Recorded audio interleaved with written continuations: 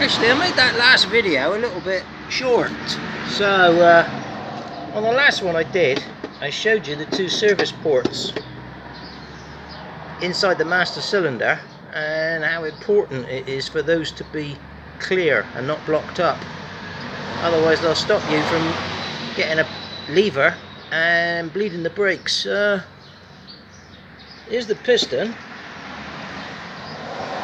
Now, to get that out, as you can see from the maul grips there, I put the maul grips in the vise and I actually beat the master cylinder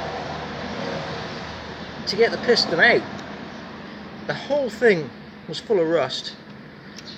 Although there's no metal parts, well, I said there's no ferrous metal parts on the inside of the seal there. So where all the rust has come from, I've got no idea. But it's there. And just to illustrate the point about the service ports, you won't even see that right now, but let me get my pin nose because I can't even get my fingers in there. Right, now I've got to try and see what I'm doing as well as you seeing what I'm doing. Right, there you go. Can we focus? That is a we can't even see it. That is a 0.4mm twist drill. Just drop it down there. Where's my finger? There it is. That 0.4mm. Whoops.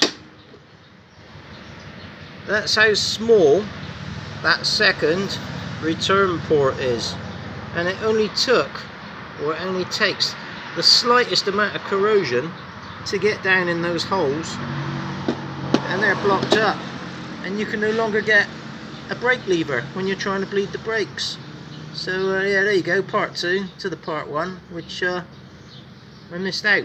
If you haven't seen the part 1, when I took that piston, where's it gone? When I took that piston out of here, I then took the cap off.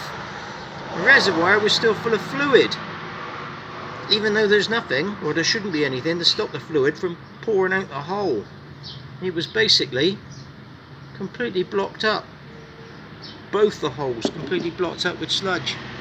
So if you are having trouble bleeding your brakes, you want to be checking your service ports, especially if there was a lot of sludge, slime, crap and poo inside your reservoir.